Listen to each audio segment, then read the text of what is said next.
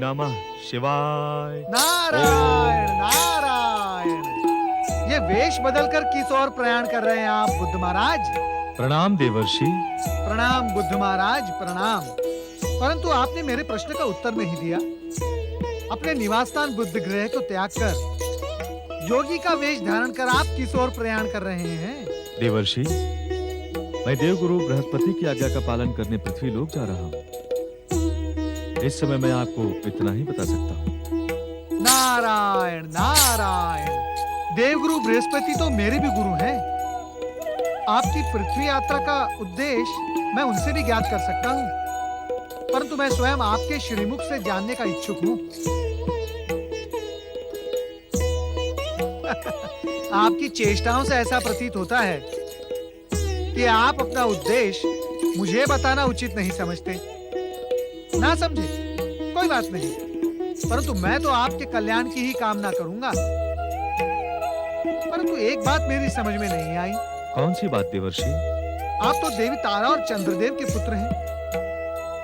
ये सत्य समस्त जगत जानता है। फिर भी आपको देवगुरु बृहस्पति की आज्ञा लेने की क्या आवश्यकता है? आपको ज्ञात होगा ही कि ग्रह होने के नाते मैं भी एक देव हूँ। देवगुरु बृहस्पति मेरे भी गुरु हैं। उनकी आज्ञा का पालन करना मेरा कर्तव्य है। क्या इतना जान लेना आपके लिए पर्याप्त नहीं है? अब मुझे आज्ञा दीजिए। प्रणाम। नारायण नारायण। भगवान भोलेनाथ आपकी प्रत्येक कामना पूर्ण करें।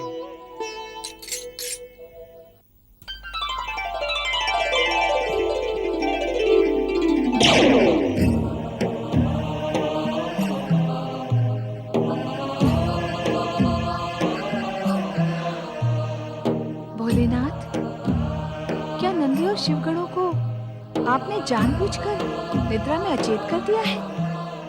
इन्हें तो हमारे आने जाने का पता ही नहीं चला है। यदि ऐसे में यहाँ कोई राक्षस आक्रमण कर देता तो क्या होता? भस्मासुर के कैलाश में प्रकट होने के पश्चात तुम राक्षसों की कल्पना अधिक करने लगी हो देवी। हमारे कैलाश में राक्षस किसी विशेष उद्देश्य से ही आते हैं। ओम नमः शिवाय। जय देवाधिदेव। जय माता पार्वती। देवी, तुम अब तक भ्रम में थी। जब नंदी सोने का दिखावा करते हैं तो ये सचमुच जाग रहे होते हैं। प्रभु मैं जाग रहा हूँ। और जब ये जागने का अभिनय करते हुए हमारे सामने हाथ जोड़कर खड़े होने का नाटक करते हैं, तब ये सचमुच निद्रा मग्न होते हैं, क्योंकि उस समय इनके पास करने को कुछ होता ही नहीं। मैं समझी नहीं स्वामी, आप कहना क्या चाहते हैं? हम जो कहना चाह रहे हैं वो तुम प्रत्यक्ष देख ही रही हो। अब तुम ही बताओ कि इस समय नंदी जाग रहे हैं या सो रहे हैं? नंदी, तुम ही बताओ, इस समय तुम जाग रहे हो या सो रहे हो? क्षमा करें माता, हम भगवान भोलेनाथ के ही अंश से उत्पन्न हुए हैं। उनके नाम का स्मरण करते हुए हम समाधि में भी जागते रहते हैं। जिस समय लोग हमें सोता देखते हैं उस समय भी हम जाग ही रहे होते हैं। प्रतीत होता है कि नंदी को हमारी बातें तीर की तरह चुभ गई हैं देवी, इसलिए अब ये निरंतर जागते ही रहेंगे। अवश्य प्रभु, आपके आदेश पाए बिना हमारे लिए सो जाना असंभव है। परंतु मुझे आज्ञा दें स्वामी, इतने लंबे गगन विहार और ग्रहों की यात्रा के पश्चात मेरे लिए निद्रा आवश्यक है। शक्ति स्वरूपा पार्वती कभी निद्रा मग्न नहीं होती, यह हम जानते हैं। यदि तुम विश्राम करना चाहती हो तो अवश्य करो। वंशी मनुपुत्र महाराज इल की जय जय जय। न्यायवान ऐश्वर्यवान कीर्तिवान महाराज इल की जय जय जय। महाराज इल की जय हो। महामंत्री जी, हमारे राज्य में सर्वत्र कुशल मंगल तो है? हाँ महाराज, सर्वत्र प्रजाजन महाराज के सुशासन और न्यायप्रियता के गुण गा रहे हैं। राज्य के प्रत्येक क्षेत्र में प्रजाजन सुखी एवं प्रसन्न है, परंतु सबके मन में एक ही प्रश्न बार बार उठ रहा है। कैसा प्रश्न महामंत्री जी? आप मौन क्यों हो गए महामंत्री जी? उस प्रश्न के बारे में हमें स्पष्ट बताएं। उस प्रश्न से आप अनभिज्ञ नहीं है महाराज। हर प्रजाजन यह जानने के लिए उत्सुक है कि हमारे होने वाले युवराज का जन्म कब होगा। ओम नमः शिवाय। आप सत्य कह रहे हैं महामंत्री जी। इस प्रश्न का हमें भी ज्ञान है, परंतु इसका कोई उत्तर हमारे पास नहीं है। हम स्वयं यह प्रश्न बार बार अपने से ही पूछते हैं। महाराज इल की जय हो। महाराज, राज ज्योतिषी शिवभक्त प्रमथेश जी आपसे भेंट करने के इच्छुक हैं। अवश्य। महामंत्री जी, आप स्वयं जाकर उन्हें सम्मान पूर्वक यहाँ ले आइए। जो आज्ञा महाराज। ओम नमः शिवाय। हर प्रजाजन ये जानने के लिए उत्सुक है कि हमारे होने वाले युवराज का जन्म कब होगा, जन्म कब होगा, जन्म कब होगा, जन्म कब होगा।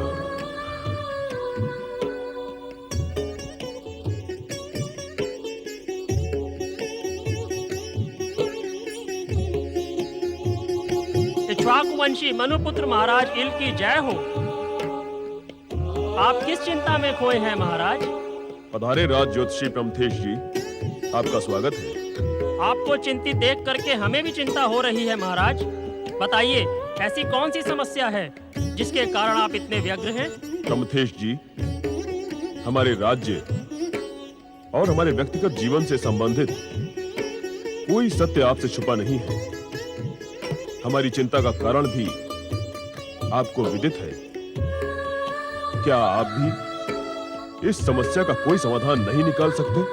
आपकी इस चिंता के समाधान के लिए ही हम यहाँ उपस्थित हुए हैं महाराज। प्रमथेश जी,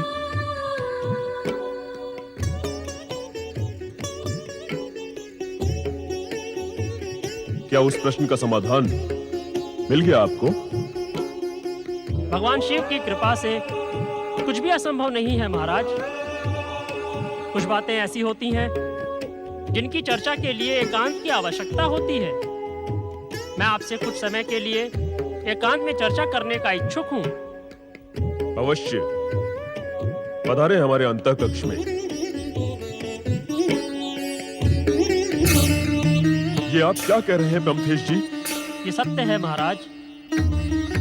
महारानी विजया को संतान का योग नहीं है। हमने केवल ज्योतिष सिद्धांत ही नहीं, शतरुद्री मंत्र की भी साधना की है।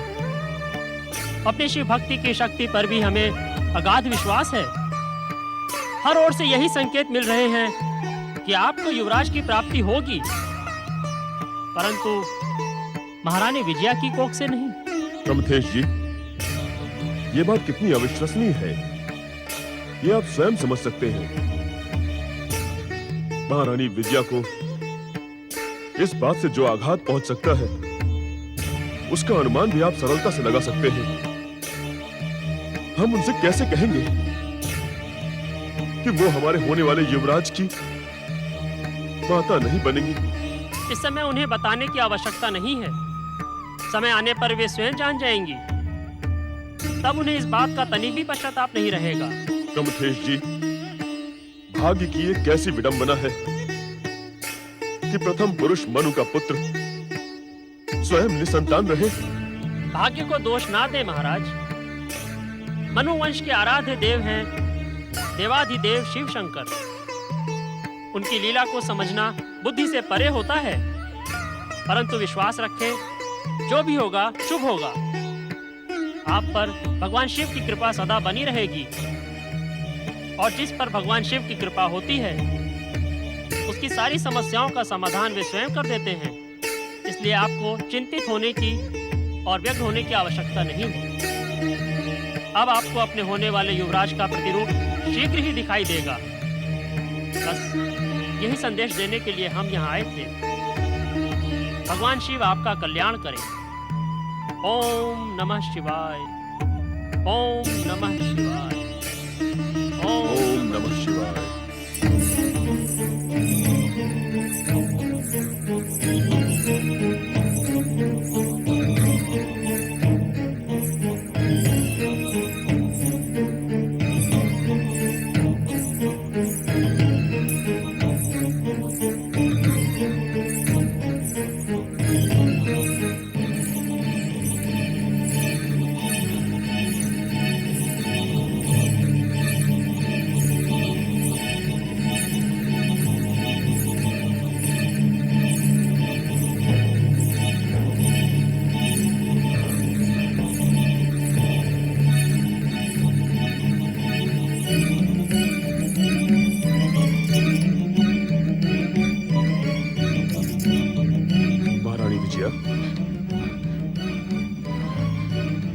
क्या बात है महारानी, आप इतनी रात तक जाग रही हैं?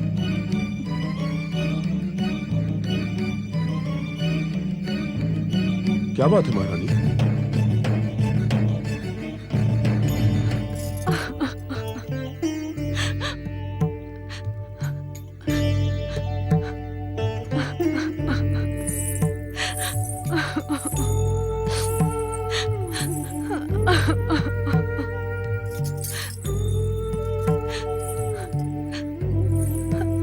ऐसा कौन सा दुख है आपको महारानी, जो आप हमें भी बताने की इच्छुक नहीं हैं?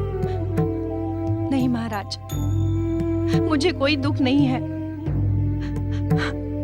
आप जैसा महान पति पाकर भला मुझे क्यों दुख होने लगा। बस ऐसे ही कुछ बातें मन में उभरने लगती हैं तो मन कभी कभी उदास होने लगता है। इस उदासी और दुख का कारण हमसे छुपा नहीं है महारानी। मैं जानती हूँ आप मेरे दुख से अनभिज्ञ नहीं हैं। मैं ये भी जानती हूँ कि आप अपने दुख को मुख पर नहीं लाते, मन ही मन में छुपा कर रखते हैं। ये बात कुछ समय पहले सत्य थी, परंतु अब हमें कोई दुख नहीं है। प्राणनाथ, हमारे विवाह को 12 वर्ष बीत चुके हैं, परंतु अब भी हम संतान सुख से वंचित हैं। पता नहीं हमारे इस महान वंश को किसका अभिशाप लगा है। इस अभिशाप से हम शीघ्र ही मुक्त हो जाएंगे महारानी। हमें पूर्ण विश्वास है, हम शीघ्र ही इस राज्य का युवराज प्राप्त करेंगे। इस विश्वास का आधार क्या है स्वामी? मुझे तो विश्वास नहीं हो रहा। मुझे तो चारों ओर अंधकार ही अंधकार दिखाई दे रहा है। हमारे विश्वास का आधार है राज ज्योतिषी शिव भक्त प्रमथेश जी की भविष्यवाणी। राज ज्योतिषी प्रमथेश जी की भविष्यवाणी? भविष्यवाणियां हर समय सत्य सिद्ध नहीं होती स्वामी। प्रमथेश जी राज ज्योतिषी होने के साथ साथ परम शिव भक्त भी हैं। क्या आप जानती हैं, उनका कथन कभी असत्य सिद्ध नहीं हो सकता। उन्होंने हमें यह बताया है कि हमारे होने वाले युवराज का प्रतिरूप हमें शीघ्र दिखाई देगा। होने वाले युवराज का प्रतिरूप? ओम नमः शिवाय। प्रजापालक महाराज इल, महारानी विजया सदा कीर्तिमान भव। पधारिए योगीराज। इतनी रात्रि को आप हमारे शयन कक्ष में? आप कहां से पधारे हैं योगीराज? मनुपुत्र महाराज इल, हमने आपकी बहुत कीर्ति सुनी है कि आप याचक योगी को निराश नहीं करते। योगी महात्माओं की सेवा करना तो हमारा परम धर्म है, परंतु पहले आप ये बताइए, आप कौन हैं और हमसे किस प्रकार की सहायता की अपेक्षा रखते हैं? आवश्यकता है केवल आपके राज्य के काम्यक वन में एक एकांत तपोभूमि की, जहां मैं निर्विघ्न होकर शिवाराधना कर सकूं, जहां मेरी तपस्या में कोई बाधा उत्पन्न न कर सके। ये हमारा अहोभाग्य होगा युवा योगी। आप जैसे योगी हमारे काम्यक वन को पावन करे, ये हमारे लिए गौरव की बात होगी। हमारी राजधानी से कुछ ही दूर पहाड़ियों से घिरा काम्यक वन है, जहाँ पर तपस्या करने वालों की हर मनोकामना पूर्ण होती है। वहीं सरोवर के तट पर आपके आश्रम की व्यवस्था राज्य की ओर से हो जाएगी। नहीं महाराज, मैं अन्य कोई सहायता लेने का इच्छुक नहीं हूँ। तपस्वी को अपने तपोभूमि की रचना स्वयं अपने हाथों से करनी पड़ती है। उसके लिए आपसे अनुमति लेना ही मेरा उद्देश्य था। सच पूछा जाए तो योगियों को राजा से अनुमति लेने की क्या आवश्यकता है? ये शिष्टाचार है राजन। आपको ज्ञात होगा कि भगवान शिव ने भी हिमालय पर तपस्या करने से पूर्व महाराज हिमाचल से अनुमति लेना उचित समझा था। फिर मैं तो एक साधारण योगी हूं। आपकी अनुमति के लिए मैं आपका कृतज्ञ हूं। कल्याण हो। ओम नमः शिवाय। ओम नमः शिवाय। ओम नमः शिवाय। देखा महारानी, राज ज्योतिषी प्रमथेश जी की भविष्यवाणी इतनी शीघ्र सत्य सिद्ध होगी, इसका हमें विश्वास न था। अब हमारा विश्वास और दृढ़ हो गया है। अर्थात ये सुंदर सुदर्शन युवक हमारे होने वाले युवराज का प्रतिरूप था। हाँ महारानी, ऐसा ही मनोहर और सुंदर होगा हमारा होने वाला राजकुमार।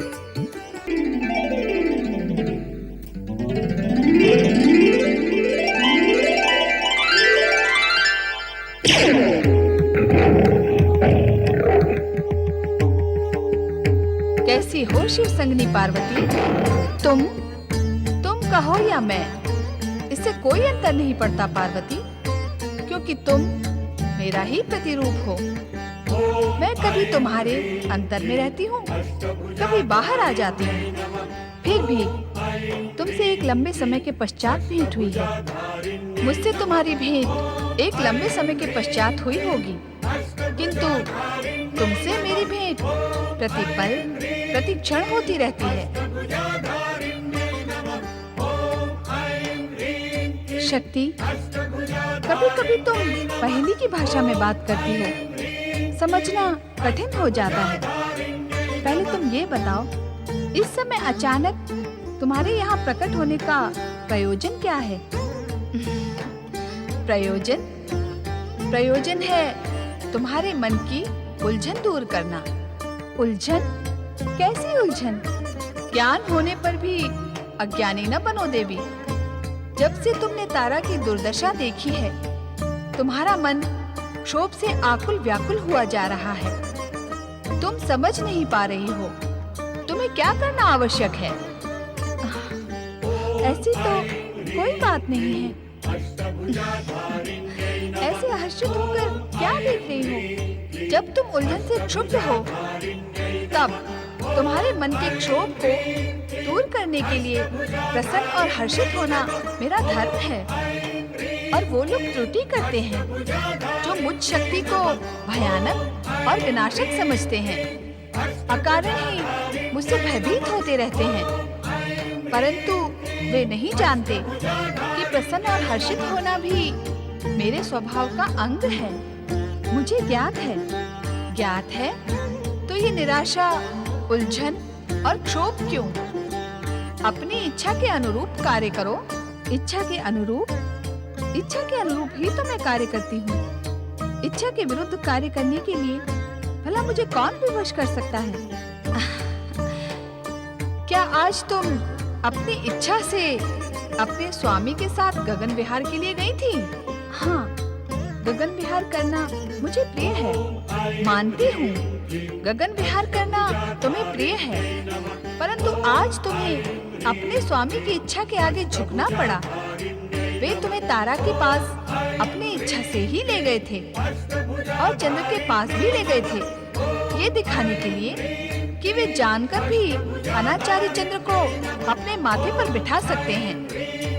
क्या उस समय तुम्हें क्षोभ नहीं हुआ? हुआ तो था, परंतु क्या कर सकती थी? स्वामी को, चंद्र को दिया अपना वचन निभाना था और तुम्हें अपने स्वामी का साथ निभाना था। क्यों? हाँ, स्वामी का साथ निभाना मेरा धर्म है, मेरा कर्तव्य है। धर्म और कर्तव्य के नाम पर अपनी इच्छाओं को त्याग दोगी? कैसी इच्छा? तुम स्वयं शक्ति स्वरूपिणी हो पार्वती, मेरा प्रतिरूप हो। तुम बिना इच्छा के कोई कार्य करो, ये तुम्हारे लिए शोभनीय नहीं है। अपनी इच्छा पर तुम सारे संसार को झुका सकती हो, फिर कोई भी कार्य बिना इच्छा के करना उचित नहीं है। हाँ, तुम सत्य कह रही हो शक्ति। मेरे लिए बिना इच्छा के कार्य करना उचित नहीं है, और जो इच्छा हो उसे निसंकोच प्रकट करना ही उचित होगा। पार्वती, इन बातों में तुम उस क्षोभ की बात क्यों टाल गई जो पुरुष जाति के प्रति तुम्हारे मन में उत्पन्न हुआ है? समझ में नहीं आ रहा, उस क्षोभ को मैं कैसे प्रकट करूं? मेरे स्वामी कोई साधारण पुरुष नहीं है, वे देवों के देव महादेव हैं। एक साधारण पुरुष के समान मैं अपने स्वामी के प्रति अनादर प्रकट नहीं कर सकती, और दूसरे पुरुषों के साथ मेरा संबंध ही क्या है? संबंध क्यों नहीं है? दिन रात आठों प्रहर जब तुम उस अनाचारी चंद्र को अपने स्वामी के शीश पर लगा देखोगी, तब क्या तुम्हें क्षोभ नहीं होगा? और उसकी चंचल प्रेम कथा जानने के पश्चात तो तुम्हारा क्षोभ और बढ़ जाएगा। शक्ति, इस समय मैं कुछ सोचने की स्थिति में नहीं हूँ। तुम्हारा परामर्श जानने के पश्चात ही मैं निर्णय कर पाऊंगी। बताओ, अब मुझे क्या करना उचित होगा? मैं तुम्हें परामर्श अवश्य दूंगी, किंतु पहले मुझे एक प्रश्न का उत्तर दो। पूछो, तुम्हारे पति शिव स्त्री और पुरुष में भेद नहीं करते? वह स्वयं अर्धनारीश्वर स्वरूप में प्रकट होकर गर्व का अनुभव करते हैं। हाँ, ये सत्य है। भोलेनाथ से आज तक मेरे नारीत्व की उपेक्षा कभी हुई नहीं है, किंतु भोलेनाथ की सृष्टि में एक भी पुरुष स्त्री को अपने समकक्ष मानता है? संभवतः नहीं। क्या नारी सम्मान की दिशा में भोलेनाथ ने एक भी प्रयास किया?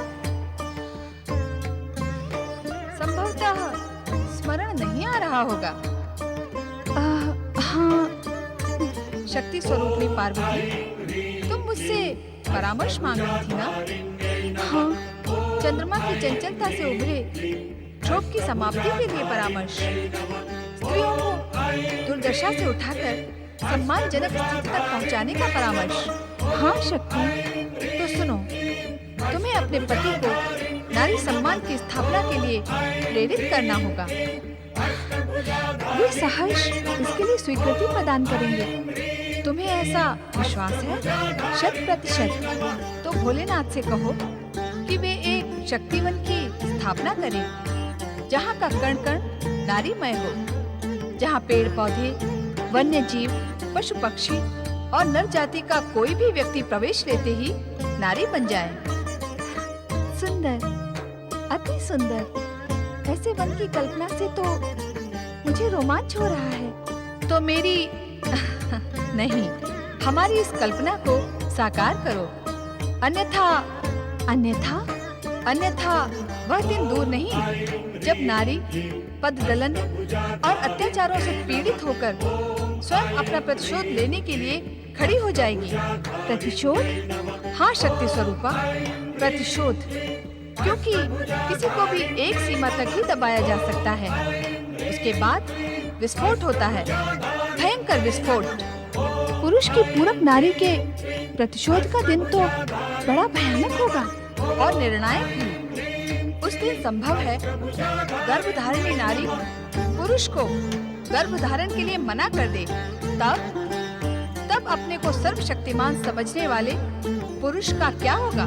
नहीं शक्ति, संसार को ऐसी विस्फोटक और विषम स्थिति से बचाने के लिए मैं अवश्य ही शक्तिवन की स्थापना करवाकर नारी सम्मान भावना की स्थापना करूंगी।